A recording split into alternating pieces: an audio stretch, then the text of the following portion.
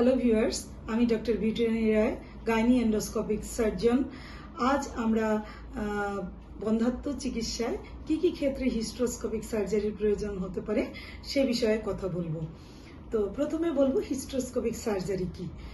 Hysteroscopic surgery হলো জরায়ুর অভ্যন্তরে সার্জিক্যাল পদ্ধতি, যেটি বন্ধ্যাত্ব চিকিৎসায় গুরুত্বপূর্ণ অবদান রাখে।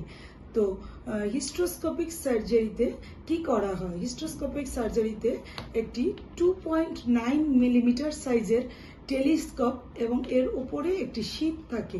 সেই টেলিস্কোপটি ন্যাচারাল অরিফিস, যেটা নারী প্রজনন তন্ত্রের জরায়ুর মুখ দিয়ে প্রবেশ করানো হয়, এবং জরায়ুর যে ক্যাভিটি, এটা জরায়ুর মুখ দিয়ে প্রবেশ করানো হলো, এবং জরায়ুর যে ক্যাভিটি সেটিকে নর্মাল স্যালাইন দিয়ে ডিস্টেনশন করা হয়। একটি সুনির্দিষ্ট প্রেসারে জরায়ুর ক্যাভিটিটা ডিস্টেনশন হয়। তো ডিস্টেনশন করে সেই এন্ডোস্কোপিক ক্যামেরার সাহায্যে নারীর জরায়ুর যে পর্দা, ভেতরের পর্দা, সেই ভেতরের পর্দাটার থিকনেস বা পুরুত্ব পরীক্ষা করা হয়। কেন থিকনেসটি কেন গুরুত্বপূর্ণ? কারণ জরায়ুর পর্দা হচ্ছে গিয়ে একটি ফার্টাইল ফিল্ড বা একটি জমি যদি হিসেবে কল্পনা করা হয়, এখানে ভ্রূণটা জরায়ুর পর্দায় গ্রথিত হয়। তো যাদের ক্ষেত্রে জরায়ুর পর্দা ড্যামেজ থাকে সেই সব নারীরা কিন্তু বন্ধ্যাত্ব সমস্যায় ভুগতে পারে। এছাড়া এমন কিছু সমস্যা থাকে যেখানে জরায়ুর পর্দা জড়িয়ে থাকে, একটি দেয়ালের সাথে অন্য দেয়ালের মধ্যে ফাইব্রাস ব্যান্ড হয়ে জড়িয়ে থাকে, ফলে এখানে ভ্রূণটা সঞ্চার হতে পারে না। এছাড়া জরায়ুর পর্দার ভেতরে বড় কোনো পলিপ বা টিউমারের অবস্থান, সেটিও ভ্রূণের যেটা ইমপ্লান্টেশন বলি আমরা, সেই ইমপ্লান্টেশনে বাধা প্রয়োগ করতে পারে। এছাড়া আরেকটি হলো, ওই নারীর যদি জন্মগতভাবে কোনো জরায়ুর ভিতরে পার্টিশন থাকে, তাহলে কিন্তু ভ্রূণটি সঠিক জায়গা মতো গ্রথিত হতে এবং বড় হতে পারে না। সেই জন্য উনি বন্ধ্যাত্ব সমস্যায় ভুগতে পারে। অনেকের ক্ষেত্রে দেখা যায় যে দীর্ঘমেয়াদী জরায়ুর পর্দা প্রদাহ, যেমন এটাকে ক্রনিক এন্ডোমেট্রাইটিস বলে। তো দীর্ঘমেয়াদী জরায়ুর পর্দার প্রদাহের কারণেও দেখা যায় যে ভ্রূণের যে ইমপ্লান্টেশন ব্যাহত হতে পারে এবং নারী বন্ধ্যাত্বে ভুগতে পারেন।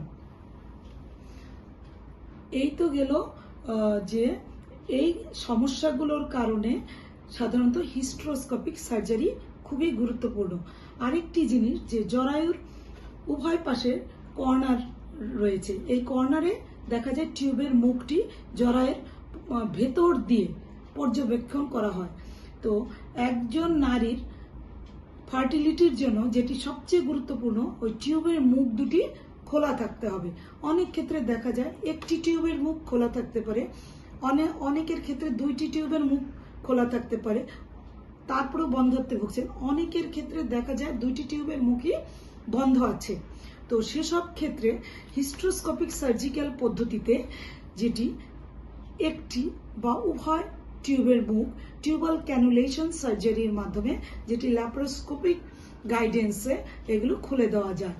এছাড়া পূর্বে যেগুলো আমরা সমস্যার কথা বললাম, সেই সমস্যাগুলো যদি নির্ণয় করে একই সাথে সি অ্যান্ড ট্রিট দেখা এবং চিকিৎসা করা যায়, তাহলে কিন্তু ওই নারীর ফার্টিলিটি পুনরুদ্ধার হয়।